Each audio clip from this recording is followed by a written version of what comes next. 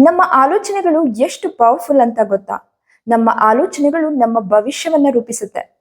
ನಮ್ಮ ನೆಗೆಟಿವ್ ಆಲೋಚನೆಗಳು ನರಕವನ್ನ ಸೃಷ್ಟಿಸಿದ್ರೆ, ಪಾಸಿಟಿವ್ ಆಲೋಚನೆಗಳು ಸ್ವರ್ಗವನ್ನ ಸೃಷ್ಟಿಸುತ್ತೆ. ನಮ್ಗೆ ಬರೋ ಪ್ರತಿ ಆಲೋಚನೆಯು ಕೂಡ ಕೇವಲ 90 ಸೆಕೆಂಡ್ ಮಾತ್ರ ನಮ್ಮಲ್ಲಿ ಸ್ಟೇ ಆಗತ್ತೆ.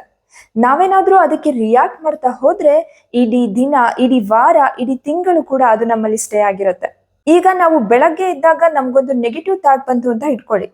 ನಾವು ಅದನ್ನ ಅಲ್ಲಿಗೆ ಬಿಟ್ರೆ ಇಡೀ ದಿನ ಫ್ರೆಶ್ ಆಗಿರುತ್ತೆ.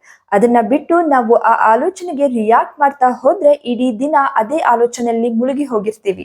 ಇಡೀ ದಿನ ಫುಲ್ ಮೂಡ್ ಆಫ್ ಆಗುತ್ತೆ. ಚಿಕ್ಕದೊಂದು ಆಲೋಚನೆಗೆ ಎಷ್ಟು ಪವರ್ ಇದೆ ಅಂತ ನೋಡಿ. ನಾವು ಯಾವತ್ತೂ ನಮಗ್ ಬರೋ ಆಲೋಚನೆಗಳನ್ನ ಕಂಟ್ರೋಲ್ ಮಾಡೋ ಪ್ರಯತ್ನವನ್ನ ಪಡಬಾರ್ದು. ಅದರ ಬದಲಾಗಿ ಆಲೋಚನೆಗಳಿಗೆ ರಿಯಾಕ್ಟ್ ಮಾಡೋದನ್ನ ನಿಲ್ಲಿಸ್ಬೇಕು. ಯಾಕಂದ್ರೆ ನಮ್ಮ ಮೈಂಡ್ ಕೆಲಸನೇ ಆಲೋಚನೆಗಳನ್ನ ಜನರೇಟ್ ಮಾಡೋದು. ಹೀಗಿರುವಾಗ ನಿಮ್ಗೆ ಏನಾದ್ರೂ ನೆಗೆಟಿವ್ ಥಾಟ್ಸ್ ಬಂದ್ರೆ ಅದನ್ನ ಅಲ್ಲಿಗೆ ಸ್ಟಾಪ್ ಮಾಡಿ ನಿಮ್ಗೆ ಬೇಕಾಗಿರೋ ಅಂತ ಪಾಸಿಟಿವ್ ಥಾಟ್ಸ್ ನ ಆಡ್ ಮಾಡ್ತಾ ಹೋಗಿ. ಅಂದ್ರೆ ನಿಮ್ಮ ಜೀವನದ ಬಯಕೆಗಳು, ಇಚ್ಛೆಗಳು, ಉದ್ದೇಶ, ಗುರಿ ಅದ್ರ ಬಗ್ಗೆ ಫೋಕಸ್ ಮಾಡ್ತಾ ಹೋಗಿ. ನಾವ್ ಯಾವಾಗ ನಮ್ಗೇನ್ ಬೇಕು ಅನ್ನೋದ್ರ ಕಡೆ ಫೋಕಸ್ ಮಾಡ್ತಾ ಹೋಗ್ತೀವೋ ನಮ್ಮ ಭವಿಷ್ಯದಲ್ಲಿ ನಾವು ಅದನ್ನೇ ಸಾಧಿಸ್ತೀವಿ. ಯದ್ಭಾವಂ ತದ್ಭವತಿ. ನಮ್ಮ ಭಾವನೆಗಳಂತೆ ನಮ್ಮ ಬದುಕು.